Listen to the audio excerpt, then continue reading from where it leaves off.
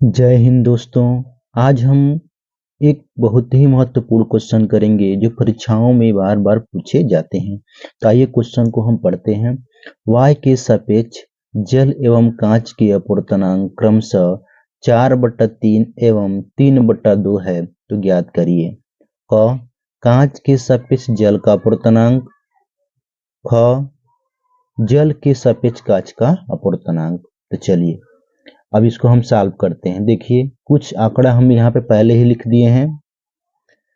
y के सापेक्ष जल का अपवर्तनांक, y के सापेक्ष जल का अपवर्तनांक को हम किससे लिखते हैं? देखिए y के सापेक्ष जल के अपवर्तनांक को हम ANW, इसका मतलब क्या हुआ? y के सापेक्ष जल का अपवर्तनांक, y के सापेक्ष जल का अपवर्तनांक कितना दिया है? ये 4/3 दिया है। ठीक है। इसी तरह देखिए y के सापेक्ष कांच का अपवर्तनांक तो कितना दिया, क्या लिखेंगे? y के सापेक्ष कांच का अपवर्तनांक कितना दिया है? 3/2 दिया है। ठीक है, इतना समझ में आ रहा होगा। चलिए आगे देखते हैं। पहला क्वेश्चन हमको क्या ज्ञात करना है? कांच के सापेक्ष जल का अपवर्तनांक, कांच के सापेक्ष जल का अपवर्तनांक को देखिए, कांच के सापेक्ष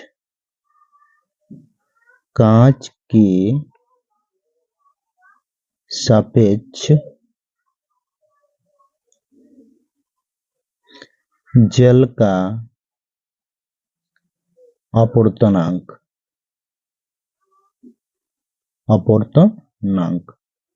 कैसे लिखेंगे थोड़ा ध्यान दीजिएगा। देखिए कांच के सापेक्ष निकालना है तो कांच को आगे NW, इसका मतलब देखिए पढ़ेंगे क्या? कांच के सापेक्ष जल का अपवर्तनांक। तो कैसे क्या किसके बराबर होता है, ध्यान दीजिएगा थोड़ा। ये लिखेंगे आगे वाला ANG बटा में ANW, जिसका अपवर्तनांक हमको निकालना है उसको नीचे, जिसके सापेक्ष दिया है उसको हम ऊपर रख देंगे। यहां से हम क्या करेंगे? सॉल्व कर लेंगे। देखिए GNW बराबर, अब क्या हो जाएगा? यहां से थोड़ा ध्यान दीजिए। ANG का मान कितना दिया है? ANG देखिए 3/2 बटा ANW का मान कितना है? 4/3। इसको हल कर देंगे। देखिए 3/2 कुल बट्टा कितना दिया है? 4/3। ये यहाँ पे जाएगा और ये यहाँ पे जाएगा, तो 3 गुणे 3 4 गुणे 2 तो 9/8।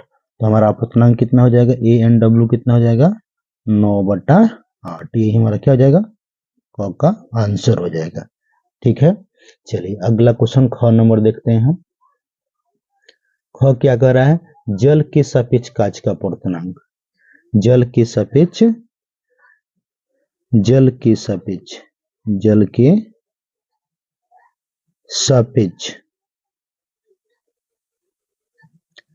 कांच का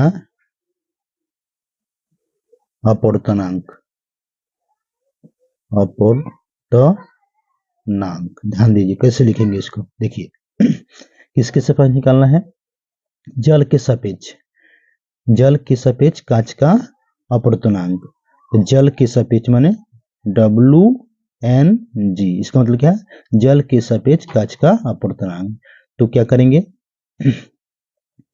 आगे वाले के ऊपर ANW, नीचे इधर वाले को नीचे ANG। ANG बराबर क्या बन जाएगा? ANW बटा में ANG। इसका मतलब क्या है? y के सापेक्ष जल का अपवर्तनांक, इसका क्या है? y के सापेक्ष कांच का अपवर्तनांक। चलिए ANW का मान कितना दिया हुआ है देख लीजिए।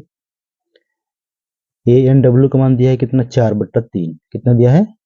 4/3। देखिए 4/3 बटा में 3/2 ये यहाँ पे जाएगा और ये यहाँ पे जाएगा। कितना हो जाएगा? 4 गुणे 2 बटा में 3 गुणे 3, मतलब कितना हो जाएगा? 8/9। तो WNG तो मतलब 8/9 मतलब इसका मतलब क्या है, जल के सापेक्ष कांच का अपवर्तनांक। तो ये हमारा क्या हो जाएगा,